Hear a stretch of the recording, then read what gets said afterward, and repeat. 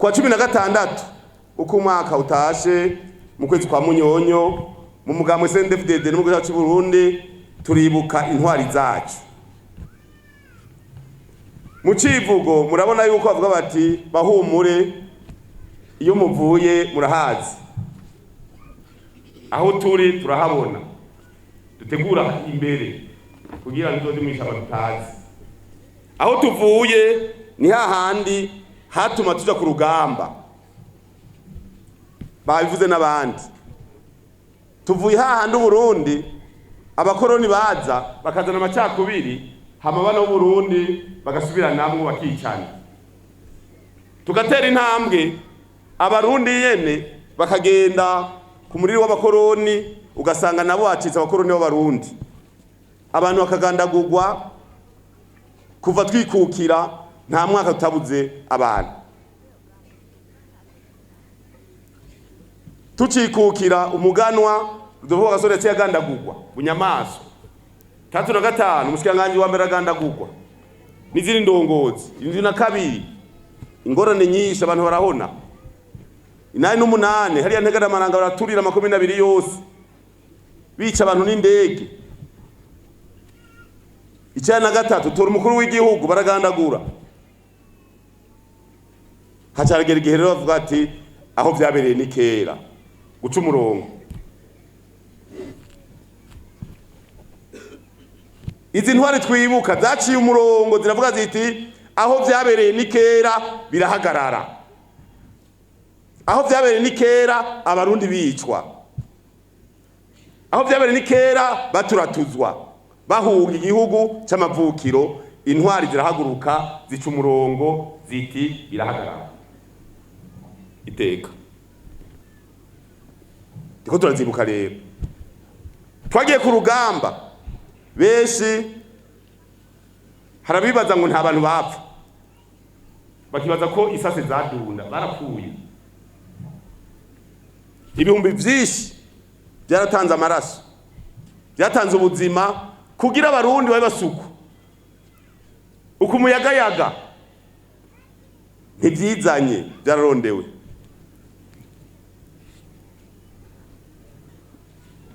Ntibyizanye byararondewe niteka aho umuntu avuga ati jewe ndavamwo muga abandi babeho neza kwitanga. Umurundi wese yumve rero ko yabohowe n'amaraso y'abana b'u Burundi bitanze bagasesa amaraso yabo. Ngira mwababonye untwari zacu bamwe ntibagira amaguru nta maso bafise nta maboko yacitse abandi barahinduye ingendo.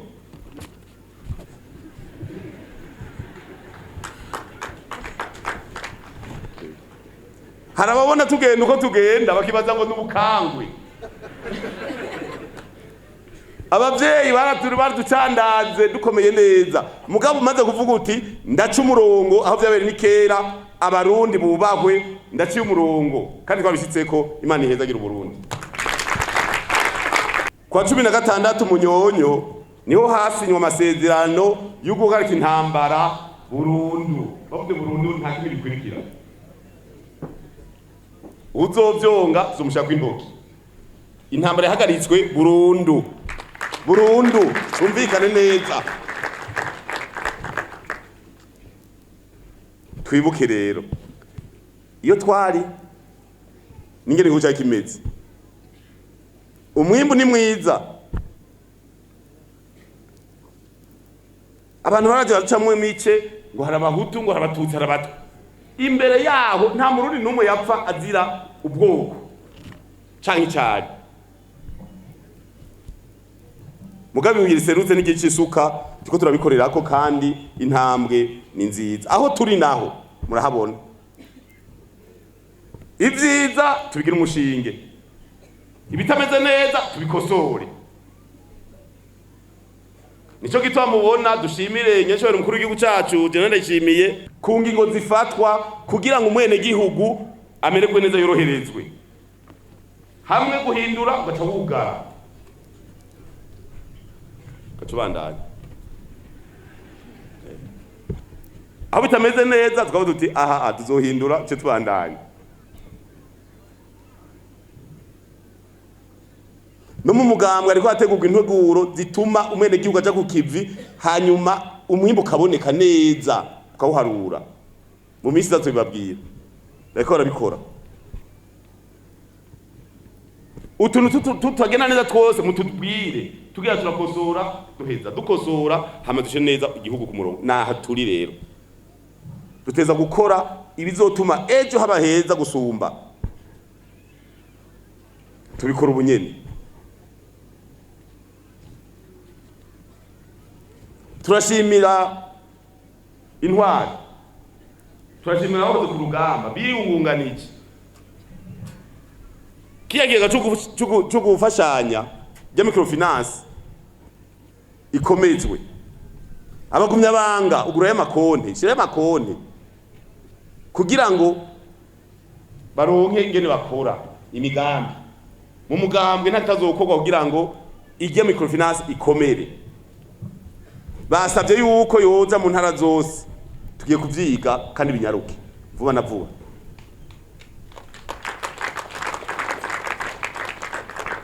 bijya n'ivya mbere izo shibandaniza ko n'ibindi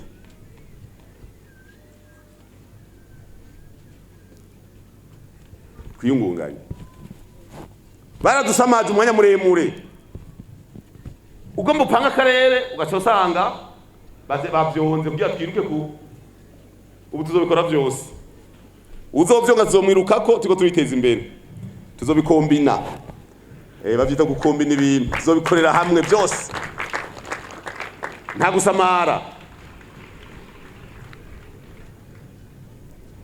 abamama bivuga ati igihugu nikivogerwa safi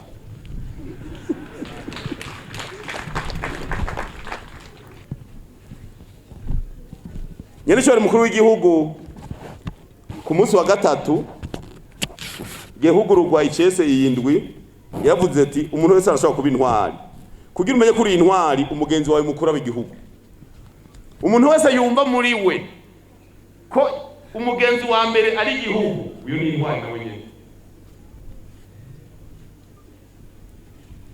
yumvire wewe uraba ko umugenzi wawe ari igihugu uzoburiyo ugasanga atari ivyo nturiyo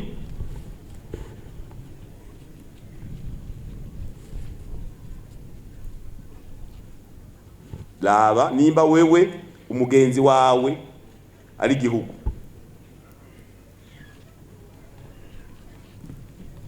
hari imisore n'inkumbi bari bagororotse mugabo bavuze bati turapfa mugabo abandi bazomererwe neza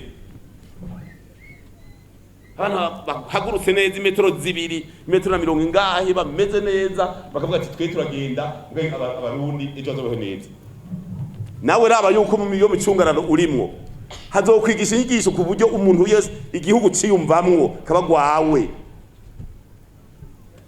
kandi twarabitanguye turashima ku nyigisho zatanzwe imbonera kure ibihumbi 7,229 ziramaze kuroswa inyigisho kandi nko bayitubwiye mu gihugu cyose hari byahindutse kuko barigishwe n'ingene umuntu mwiza yigenza samuragwa ntigenza uko yigombeye sokuru wacu yavuze ati umwe wese nategure uzomusubirira kezi ko turakura dutegura imbonera kure nazo nyene zipangiki ntabwo ndamenagura ibintu aho uciye hose hama muri samuragwa keza tuzobapanga neza twarigishije abazokwigisha politike bameze ate politike bacu ibihumbi 36 bararonkejwe inyigisho dutegekanya yuko tubagwiza kabiri kugira muri uyu mwaka uza uzohere dufise ibihumbi 275 by'abana zo kwigisha umugambi kwigisha umugambwe subwisha garanga mutima gusa turigisha n'ingene umuntu yibeshaho ingene ateza kugira inyifata ibereye mu kibano kugira tugira abantu abavyeyi baratubwira ati mwana nzokugira umuntu uburi umuntu mugabo umuvyeyi yakeneye umuntu ngira ngo agwijije nka 4 mu muntu umwe tuzibandanya rero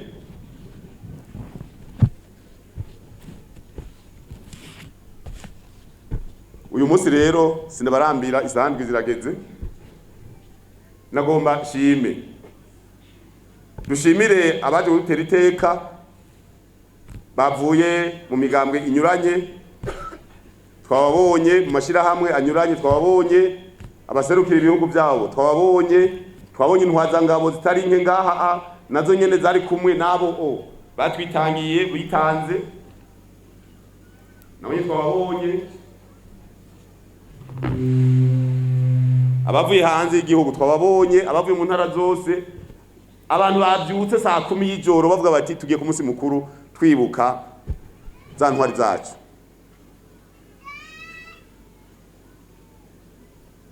Ndongozi kwa twabivuze umunsi wose uzokwirengiza ko iki gihugu carose intwari, ukagomba kwibaza ko ari wewe wabikoze. Ivyo uzoburi kwakora byose ntibizorama. Umure twese tubandanye twubaka igihugu tugavye. Iyo ryo niragiye asoko kuri yavuze ati mwubaka igihugu mucubake mugavye kuko abasi bamaho. Iyo niragi yadusigaranye. Twijukire gukorera hamwe mu makoperative.